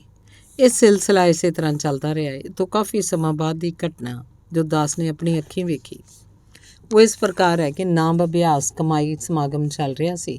ਕਾਫੀ ਬਾਰਿਸ਼ ਹੋਈ। ਨੰਬਰਦਾਰ ਚੰਨਣ ਸਿੰਘ, ਡਾਕਟਰ ਪ੍ਰੀਤਮ ਸਿੰਘ, ਸਰਦਾਰ ਕਰਤਾਰ ਸਿੰਘ ਪਿੰਡ ਰਸੂਲਪੁਰ ਅਤੇ 1-2 ਹੋਰ ਪ੍ਰੇਮੀ ਲੌਡੇ ਪੈਰ ਬਾਹਰ ਸੈਰ ਕਰਨ ਲਈ ਗਏ। ਗੁਰਦੁਆਰੇ ਤੋਂ ਚੜ੍ਹਦੇ ਪਾਸੇ ਡੰਡਾ ਥੋਰਾਂ ਦੀ ਵਾੜ ਸੀ। ਪਹਿਲੇ ਸਾਰੇ ਗੁਰਦੁਆਰੇ ਦੇ ਚੌਗਿਰਦੇ ਥੋਰਾਂ ਦੀ ਵਾੜ ਦੀ 4 ਦੀਵਾਰੀ ਹੁੰਦੀ ਸੀ। ਉਸ ਵਾੜ 'ਚੋਂ ਇੱਕ ਬਹੁਤ ਵੱਡਾ ਫਨੀਅਰ ਸੱਪ ਨਿਕਲਿਆ। ਇਹਨਾਂ ਪ੍ਰੇਮੀਆਂ ਨੇ ਦੇਖਿਆ ਕਿ ਬੜਾ ਖਤਰਨਾਕ ਸੱਪ ਹੈ। 2 ਸਿੰਘਾਂ ਨੇ ਡੰਡੇ ਲਿਆ ਕੇ ਉਸ ਸੱਪ ਨੂੰ ਮਾਰ ਦਿੱਤਾ। ਨੰਬਰਦਾਰ ਚੰਨਣ ਸਿੰਘ ਤੇ ਹੋਰ ਪ੍ਰੇਮੀ ਬਾਬਾ ਜੀ ਨੂੰ ਦੱਸਣ ਆ ਗਏ ਕਿ ਇੱਕ ਬਹੁਤ ਵੱਡਾ ਫਨੀਅਰ ਸੱਪ ਵਾੜ 'ਚੋਂ ਨਿਕਲਿਆ ਸੀ। ਇੰਨੀ ਗੱਲ ਸੁਣ ਕੇ ਹੀ ਬਾਕੀ ਗੱਲ ਪੂਰੀ ਹੋਣ ਤੋਂ ਪਹਿਲੇ ਬਾਬਾ ਜੀ ਪੁੱਛਣ ਲੱਗੇ ਕਿ ਕਿਤੇ ਮਾਰ ਤਾਂ ਨਹੀਂ ਦਿੱਤਾ? ਨੰਬਰਦਾਰ ਹੋਰਾਂ ਕਿਹਾ ਕਿ ਸੱਪ ਬਹੁਤ ਜ਼ਹਿਰੀਲਾ ਸੀ ਜਿਸ ਕਰਕੇ ਉਹਨੂੰ ਮਾਰ ਦਿੱਤਾ ਹੈ। ਬਾਬਾ ਜੀ ਬਹੁਤ ਗੁੱਸੇ ਹੋਏ ਅਤੇ ਕਹਿਣ ਲੱਗੇ, ਤੁਸੀਂ ਉਹਨੂੰ ਕਿਉਂ ਮਾਰਿਆ? ਕੀ ਇਸ ਤਰ੍ਹਾਂ ਮਾਰ ਤੁਸੀਂ ਸੱਪ ਮੁਕਾ ਦਿਓਗੇ? ਕੀ ਇਹ ਤੁਹਾਡੇ ਮਗਰ ਭੱਜਿਆ ਸੀ? ਇਤਿਆਦਿ ਬਚਨ ਕਹਿ ਕੇ ਨਾਰਾਜ਼ਗੀ ਪ੍ਰਗਟ ਕੀਤੀ। ਪਸ਼ਚਾਤਾਪ ਤੇ ਮੁਆਫੀ। ਬਾਬਾ ਜੀ ਪਾਸੋਂ ਖਿਮਾ ਮੰਗ ਕੇ ਨੰਬਰਦਾਰ ਹੋਰੀ ਦੂਸਰੇ ਸਿੰਘਾਂ ਨਾਲ ਬਾਹਰ ਸੈਰ ਕਰਨ ਚਲੇ ਗਏ। ਅਗਾਂਹ ਥੋੜ੍ਹੀ ਦੂਰੀ ਗਏ ਸੀ ਕਿ ਇੱਕ ਹੋਰ ਉਹੋ ਜਿਹਾ ਸੱਪ ਨਜ਼ਰੀ ਪਿਆ। ਵਾਪਸ ਆ ਕੇ ਬਾਬਾ ਜੀ ਨੂੰ ਦੂਸਰੇ ਸੱਪ ਦੇ ਦਿਸਣ ਦਾ ਹਾਲ ਦੱਸਿਆ। ਤਦ ਬਾਬਾ ਜੀ ਕਹਿਣ ਲੱਗੇ ਕਿ ਭਾਈ ਮਾਰ ਕੇ ਵੇਖ ਲਓ, ਤੁਸੀਂ ਉਹਨੂੰ ਮਾਰਨ ਤੋਂ ਪਹਿਲਾਂ ਸਾਨੂੰ ਪੁੱਛ ਤਾਂ ਲੈਂਦੇ। ਇੰਨੇ ਚਿਰ ਨੂੰ ਕੁਝ ਹੋਰ ਪ੍ਰੇਮੀਆਂ ਨੇ ਦੱਸਿਆ ਕਿ ਕਾਫੀ ਵੱਡਾ ਸੱਪ ਅਸੀਂ ਵੀ ਵੇਖ ਕੇ ਆਏ ਹਾਂ। ਅਖੀਰ ਕੁਝ ਪ੍ਰੇਮੀਆਂ ਨੇ ਇਕੱਠੇ ਹੋ ਕੇ ਆਪ ਜੀ ਨੂੰ ਬੇਨਤੀ ਕੀਤੀ ਕਿ ਅਣਜਾਣਪੁਣੇ 'ਚ ਸਾਥੋਂ ਗਲਤੀ ਹੋ ਗਈ ਹੈ, ਇਸ ਲਈ ਖਿਮਾ ਬਖਸ਼ੋ, ਅਗਾਂਹ ਤੋਂ ਖਿਆਲ ਰੱਖਾਂਗੇ। ਆਪ ਜੀ ਨੇ ਕਿਹਾ ਕਿ ਤੁਸੀਂ ਕਿਸੇ ਪ੍ਰੇਮੀ ਨੂੰ ਕਹੋ ਕਿ ਕੜਾਹ ਪ੍ਰਸ਼ਾਦ ਦੀ ਦੇਗ ਤਿਆਰ ਕਰੇ ਅਤੇ ਸਤਿਗੁਰੂ ਸ੍ਰੀ ਗੁਰੂ ਗ੍ਰੰਥ ਸਾਹਿਬ ਜੀ ਦੇ ਹਜ਼ੂਰ ਲੈ ਆਓ।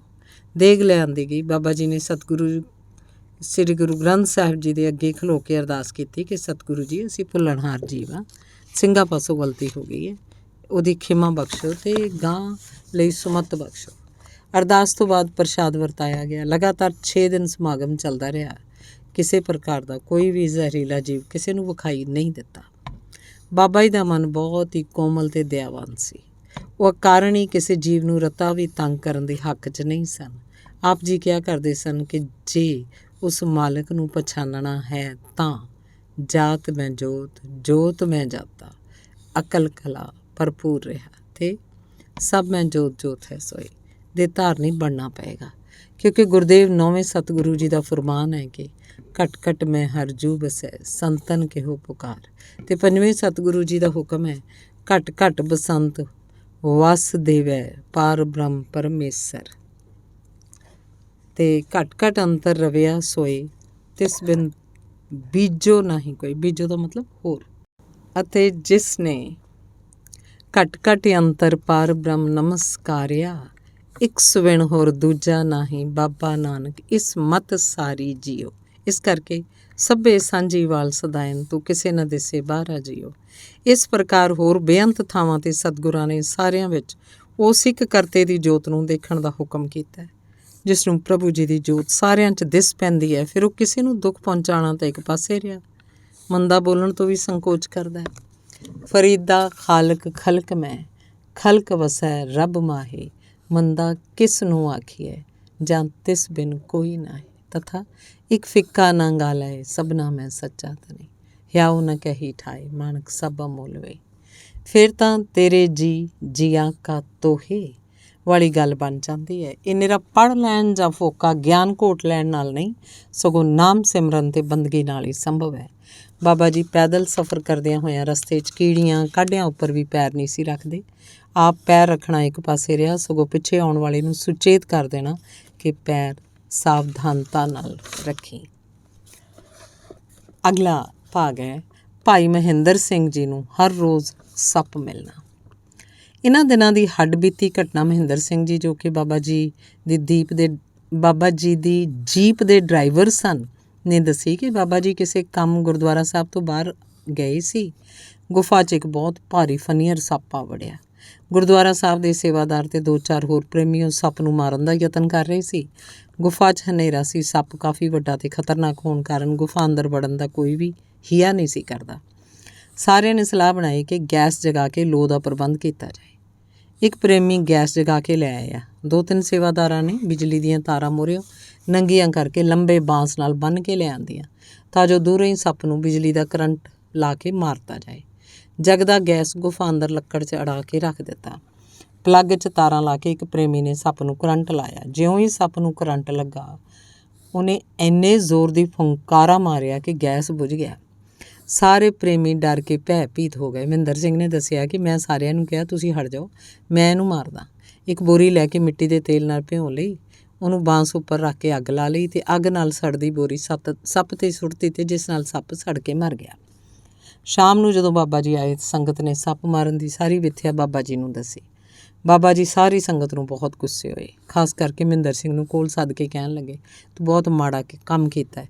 ਜੇ ਭਲਾ ਸੱਪ ਗੁਫਾ 'ਚ ਵੜ ਹੀ ਗਿਆ ਸੀ, ਉਹਨੂੰ ਉੱਥੇ ਰਹਿਣ ਦਿੰਦੇ। ਮੈਂ ਕਿਹੜਾ ਵਿਦੇਸ਼ ਚਲਾ ਗਿਆ ਸੀ, ਆ ਹੀ ਜਾਣਾ ਸੀ। ਕੋਈ ਵੀ ਇਹੋ ਜਿਹਾ ਕੰਮ ਕਰਨਾ ਹੋਵੇ ਤਾਂ ਪੁੱਛ ਕੇ ਕਰੀਦਾ। ਬਾਬਾ ਜੀ ਥੋੜ੍ਹੀ ਦੇਰ ਚੁੱਪ ਰਹੇ, ਫਿਰ ਕਹਿਣ ਲੱਗੇ, ਅੱਛਾ, ਜੋ ਹੋਣਾ ਸੀ ਹੋ ਗਿਆ, ਗਾਂ ਖਿਆਲ ਰੱਖਣਾ। ਮਹਿੰਦਰ ਸਿੰਘ ਜੀ ਦੱਸਦੇ ਸਨ ਕਿ ਉਹਨਾਂ ਤੋਂ ਬਾਅਦ ਮੈਂ ਜਦੋਂ ਵੀ ਗੁਰਦੁਆਰਾ ਸਾਹਿਬ ਤੋਂ ਪਿੰਡ ਜਾਣਾ ਤਾਂ ਹਰ ਰੋਜ਼ ਰਸਤੇ 'ਚ ਸੱਪ ਮਿਲਣਾ।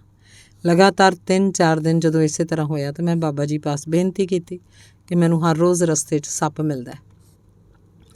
ਬਾਬਾ ਜੀ ਨੇ ਹੁਕਮ ਕੀਤਾ ਕਿ 21 ਦਿਨ ਮੂਲ ਮੰਤਰ ਦੀਆਂ 2 ਮਾਲਾ, ਇੱਕ ਸਵੇਰੇ ਇੱਕ ਸ਼ਾਮੀ, ਪ੍ਰੇਮ ਨਾਲ ਕਰਕੇ ਸਤਿਗੁਰੂ ਜੀ ਪਾਸੋਂ ਅਰਦਾਸ ਰੂਪ ਵਿੱਚ ਖਿਮਾ ਮੰਗੋ, ਤਦ ਇਹ ਤੇਰਾ ਖਹਿੜਾ ਛੱਡਣਗੇ।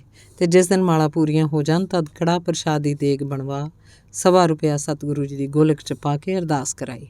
ਸੋ ਭਾਈ ਮਹਿੰਦਰ ਸਿੰਘ ਜੀ ਨੇ ਜਿਸ ਦਿਨ ਮੂਲ ਮੰਤਰ ਦਾ ਜਾਪ ਆਰੰਭ ਕੀਤਾ, ਉਸ ਦਿਨ ਤੋਂ ਹੀ ਮੁੜ ਸੱਪ ਨਹੀਂ ਮਿਲਿਆ ਅਤੇ ਸਾਰਾ ਨਿਯਮ ਪੂਰਾ ਕਰਕੇ ਸਤਿਗੁਰੂ ਸ੍ਰੀ ਗੁਰੂ ਗ੍ਰੰਥ ਸਾਹਿਬ ਜੀ ਅੱਗੇ ਦੇਗ ਤਿਆਰ ਕਰਕੇ ਅਰਦਾਸ ਕਰਵਾਈ ਅਤੇ ਪਸ਼ਚਾਤਾਪ ਕਰਕੇ ਮੁਆਫੀ ਮੰਗੀ। ਅਗਲਾ ਲੇਖ, ਜੀਵਾਂ ਨੂੰ ਨਾਜਾਇਜ਼ ਤੰਗ ਕਰਨ 'ਤੇ ਪਰਮੇਸ਼ਰ ਵੱਲੋਂ ਕਰੋਪੀ ਹੁੰਦੀ ਹੈ। ਬਾਬਾ ਜੀ ਦੀ ਛੱਪਰੀ ਦੇ ਸਾਹਮਣੇ ਉੱਤਰ ਵਾਲੇ ਪਾਸੇ ਜੋ ਖੇਤ ਸਨ, ਇੱਕ ਦਿਨ ਉਸ ਖੇਤ 'ਚ ਇੱਕ ਪ੍ਰੇਮੀ, ਨਾਂ ਲਿਖਣਾ ਮੁਨਾਸਬ ਨਹੀਂ ਸਮਝਿਆ ਕਿਉਂਕਿ ਕਈ ਵਾਰ ਪ੍ਰੇਮੀ ਇਤਰਾਜ਼ ਕਰ ਲੈਂਦੇ ਆ, ਨੇ ਸਵੇਰੇ ਤੜਕੇ ਤੋਂ ਹਲ ਵਾਹੁਣਾ ਸ਼ੁਰੂ ਕੀਤਾ ਹੋਇਆ ਸੀ। ਭਾਦੋਂ ਮਹੀਨੇ ਦਾ ਹੁਮਸ ਭਰਿਆ ਦਿਨ ਸੀ। ਗਰਮੀ ਬਹੁਤ ਪੈ ਰਹੀ ਸੀ। ਸਿਖਰ ਦੁਪਹਿਰ ਦਾ ਸਮਾਂ ਹੋ ਗਿਆ। ਉਹ ਪ੍ਰੇਮੀ ਆਪ ਵੀ ਪਸੀਨੋ ਪਸੀਨੀ ਹੋਇਆ, ਭੁੱਖੇ ਤਿਹਾਏ ਡੰਗਰਾਂ ਨੂੰ ਮਾਰ ਕੁੱਟ ਕਰਦਾ ਉਹਨਾਂ ਪਾਸੋਂ ਹਲ ਦੀ ਵਗਾਰ ਲੈ ਰਿਹਾ ਸੀ ਅਤੇ ਦੋਵੇਂ ਡੰਗਰ ਜੀਭਾਂ ਕੱਢੀ ਆਪਣੀ ਬੇਵੱਸੀ ਦਾ ਪ੍ਰਗਟਾਵਾ ਕਰ ਰਹੇ ਸਨ। ਬਾਬਾ ਜੀ ਨੇ ਛੱਪਰੀ ਤੋਂ ਬਾਹਰ ਆ ਕੇ ਦੇਖਿਆ ਤਾਂ ਪਸ਼ੂਆਂ ਦੀ ਹਾਲਤ ਬਹੁਤ ਤਰਸਯੋਗ ਸੀ।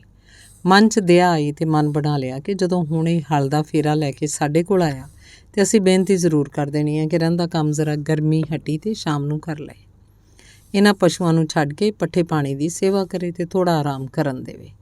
ਮਨ ਬਣਾ ਕੇ ਆਪ ਜੀ ਉਹਦੇ ਕੋਲ ਗਏ। ਮਨ 'ਚ ਜੋ ਪਸ਼ੂਆਂ ਪ੍ਰਤੀ ਦਇਆ ਦਾ ਫੁਰਨਾ ਬਣਿਆ ਸੀ ਉਹ ਕਹਿ ਦਿੱਤਾ। ਅੱਗੋਂ ਨੇ ਉੱਤਰ ਦਿੱਤਾ ਕਿ ਮੈਂ ਸਵੇਰ ਦਾ ਇਹਨਾਂ ਦੇ ਨਾਲ ਹੀ ਲੱਗਾ ਹੋਇਆ, ਤੁਸੀਂ ਆਪਣਾ ਕੰਮ ਕਰੀ ਚੱਲੋ, ਜੱਟਾਂ ਦੇ ਕੰਮ 'ਚ ਦਖਲ ਨਹੀਂ ਦੇਈਦਾ।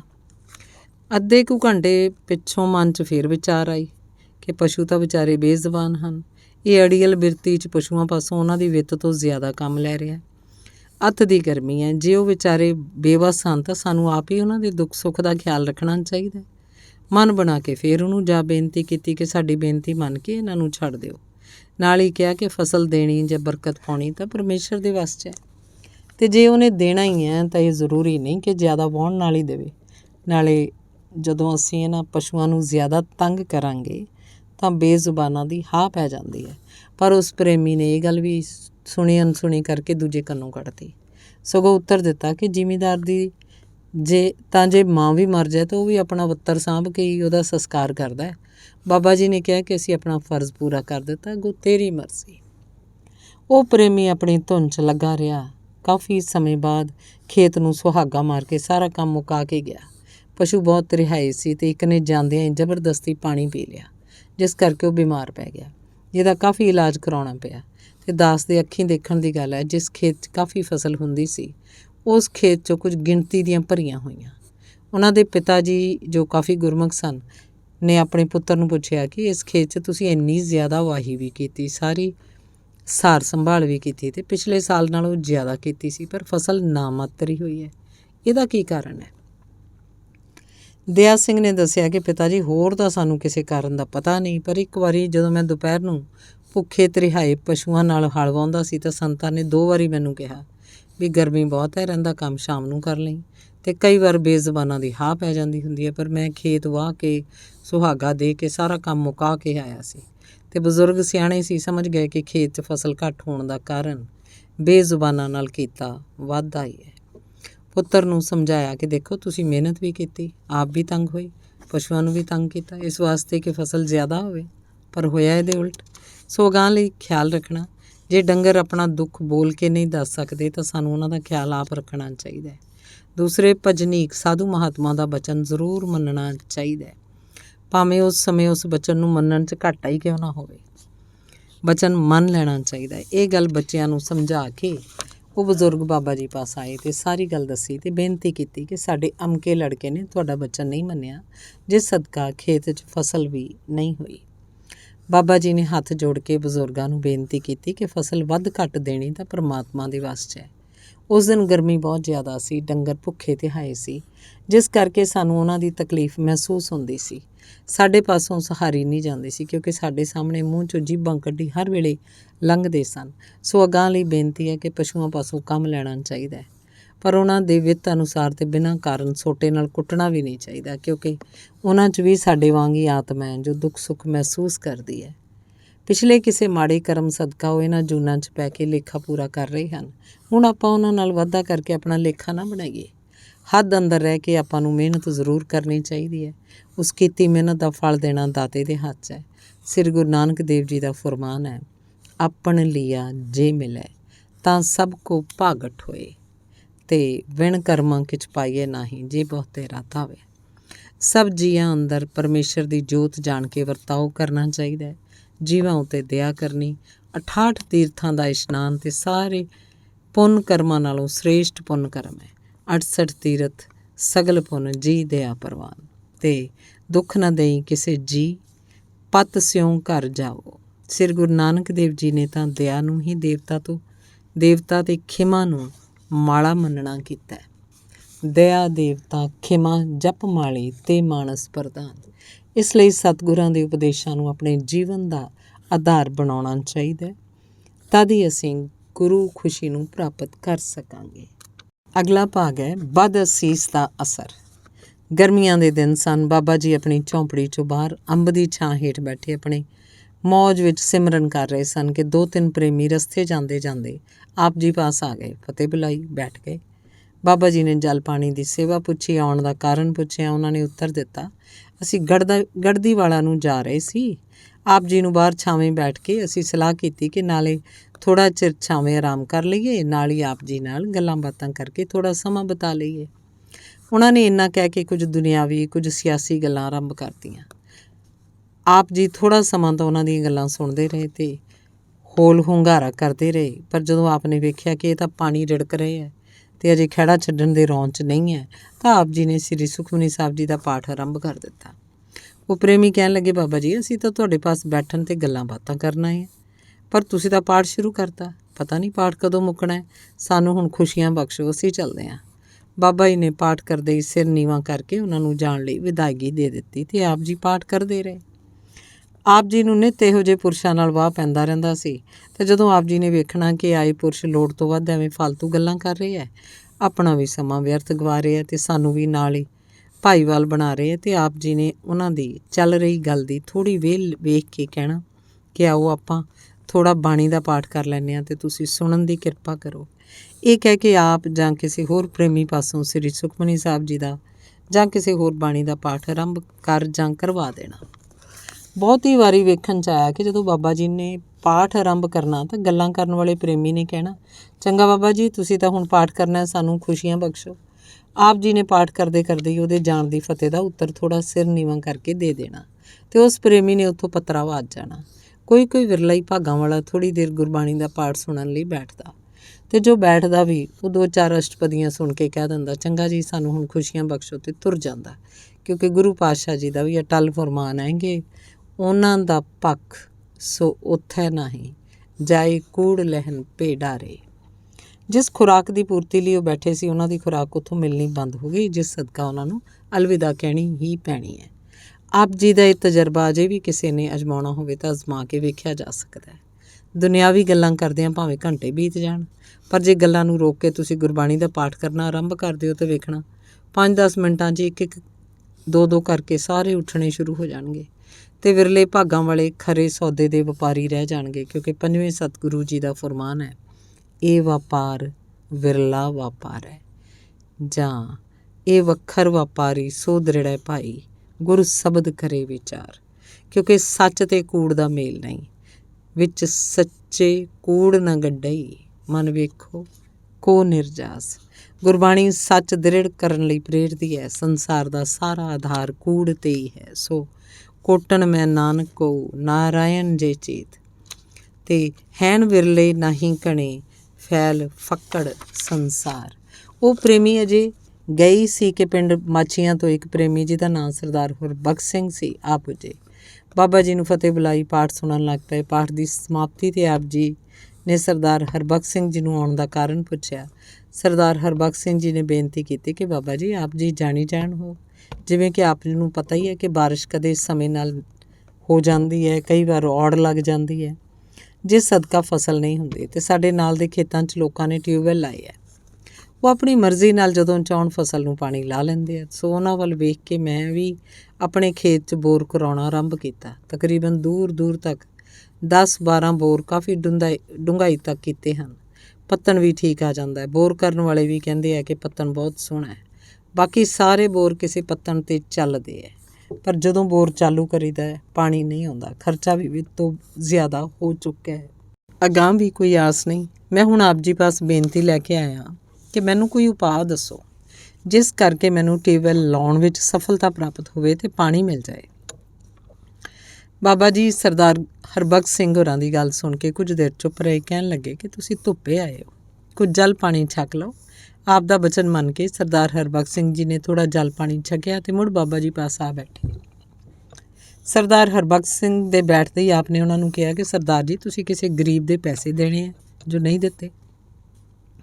ਤੁਸੀਂ ਦੇ ਵੀ ਸਕਦੇ ਹੋ, ਪਰ ਢਿੰਗੋ ਜੋਰੀ ਉਹਦੇ ਪੈਸੇ ਦਬਾਈ ਹੋਏ ਹੈ। ਉਸ ਗਰੀਬ ਦੀ ਆਹ ਤੁਹਾਡੇ ਬੋਰ 'ਚ ਰੁਕਾਵਟ ਬਣ ਰਹੀ ਹੈ। ਬਾਬਾ ਜੀ ਦੇ ਬਚਨ ਸੁਣ ਕੇ ਗੁਰਬਖਸ਼ ਸਿੰਘ ਨੇ ਦੁਨਿਆਵੀ ਚਤਰਾਈ ਅਧੀਨ ਉੱਤਰ ਦਿੱਤਾ ਕਿ ਬਾਬਾ ਜੀ ਮੈਂ ਕਿਸੇ ਦੇ ਪੈਸੇ ਨਹੀਂ ਮਾਰੇ, ਨਾ ਹੀ ਕਿਸੇ ਦੇ ਦੇਣੇ ਹੈ। ਬਾਬਾ ਜੀ ਕਹਿਣ ਲੱਗੇ, ਹਰਬਖਸ਼ ਸਿੰਘ ਜੀ ਜ਼ਰਾ ਧਿਆਨ ਨਾਲ ਸੋਚ ਲਓ। ਕਾਰਨ ਇਹੀ ਹੈ, ਜਿੰਨਾ ਚਿਰ ਤੁਸੀਂ ਉਸ ਗਰੀਬ ਦੇ ਪੈਸੇ ਦੇ ਕੇ ਨਿਕਲਣੇ ਰਹੀ ਆਹ ਨੂੰ ਬੰਦ ਨਹੀਂ ਕਰਦੇ, 10-12 ਤੱਕ ਹੀ ਭਾਵੇਂ ਸਾਰੇ ਖੇਤਾਂ 'ਚ ਬੋਰ ਕਰਾਈ ਜਾਓ, ਪਾਣੀ ਨਹੀਂ ਆਏਗਾ।